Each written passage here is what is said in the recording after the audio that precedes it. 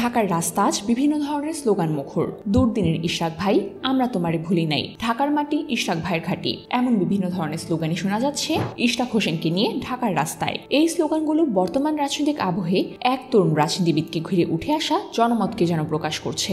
2024 সালের 5ই আগস্ট ছাত্র জনতার অভ্যুত্থানের পর ইশরাক হোসেনকে ঢাকা দক্ষিণ সিটি কর্পোরেশনের মেয়র হিসাবে ঘোষণা করে আদালত রায় দেয়। তবে শপথ নেওয়ার প্রক্রিয়া দীর্ঘ সময় ধরে আটকে থাকার ফলে তার সমর্থকরা বিক্ষোভে নেমে আসে। বাবার দেখানো পথকে অনুসরণ করে রাজনীতিতে পথ চলা শুরু যার ইশরাক হোসেন। ইশরাক হোসেন বাংলাদেশের রাজনৈতিক পরিচিতি সম্পন্ন এক পরিবারের সন্তান। তার পিতা সাদেক হোসেন খোকা ছিলেন ঢাকা দক্ষিণ সিটি কর্পোরেশনের দীর্ঘদিনের মেয়র এবং বিএনপির প্রভাবশালী একজন নেতা। ইশরাক ঢাকার ছেলে। বিদেশ থেকে উচ্চশিক্ষা লাভ করেছেন তিনি এবং প্রকৌশল বিষয়ে প্রশিক্ষিত তিনি। রাজনীতিতে প্রবেশের আগে তার পেশাগত পরিচয় ছিল একজন প্রকৌশলী। বাবার রাজনীতি প্রভাব এবং অভিজ্ঞতা থেকেই রাজনীতির সঙ্গে জড়িত হন ইশরাক হোসেন। তিনি বিএনপির একজন তরুণ নেতা হিসাবে সক্রিয়ভাবে রাজনীতিতে অংশগ্রহণ করা শুরু করেন। রাজধানীর স্থানীয় রাজনীতিতে তিনি বিশেষ করে ঢাকা দক্ষিণ সিটি কর্পোরেশন নির্বাচনে তার ভূমিকা রেখেছেন। 2020 সালে ঢাকা দক্ষিণ সিটি কর্পোরেশন নির্বাচনে ইশরাক হোসেনও অংশগ্রহণ করেন। তবে এই নির্বাচনের ফলাফল ও প্রক্রিয়া নিয়ে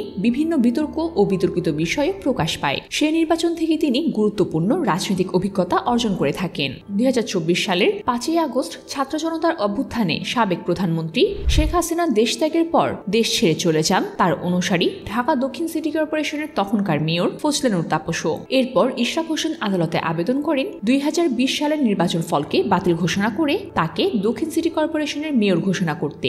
সেই সময় আদালত কোনো পুনর্নির্বাচন ছাড়াই ইশরাক হোসেনকে ঢাকা দক্ষিণ সিটি কর্পোরেশনের মেয়র ঘোষণা করেন। তবে গ্যাজেট প্রকাশিত হলেও তার শপথ অনুষ্ঠান দীর্ঘদিন ধরে পিছিয়ে যায়। এই ঘটনায় তার সমর্থক ও বিরোধী পক্ষ উভয় থেকেই বিভিন্ন ধরনের প্রতিক্রিয়া আসতে থাকে। শপথ বঞ্চনার অভিযোগে ইশরাক হোসেনের সমর্থকরা বিক্ষোভ ও গণ অবস্থান শুরু করেন। তারা দাবি করেন নির্বাচিত মেয়র হিসাবে তাকে দ্রুত শপথ বাক্য পাঠ করানো হোক। অন্যদিকে প্রশাসন ও রাজনৈতিক মহল এই পরিস্থিতির বিভিন্ন কারণ তুলে ধরেন। রাজনৈতিক উত্তেজনা ও পরিস্থিতির কারণে ঢাকা দক্ষিণ সিটি কর্পোরেশনের কার্যক্রম কিছু সময়ের জন্য বাধাগ্রস্ত অবস্থায় রয়েছে। ইশরাক হোসেনের রাজনৈতিক ক্যারিয়ার ও ভূমিকা বাংলাদেশের রাজনীতির একটি অংশ হিসাবেই দেখা যায়। তার ভূমিকা, সমর্থন ও বিতর্ক সব মিলিয়ে এক জটিল রাজনৈতিক চিত্র জন্ম দেয়। বিভিন্ন রাজনৈতিক ও সামাজিক প্রেক্ষাপটে তার কর্মকাণ্ড ও অবস্থানও বিভিন্ন ধরনের মতবাদের জন্ম দিয়েছে।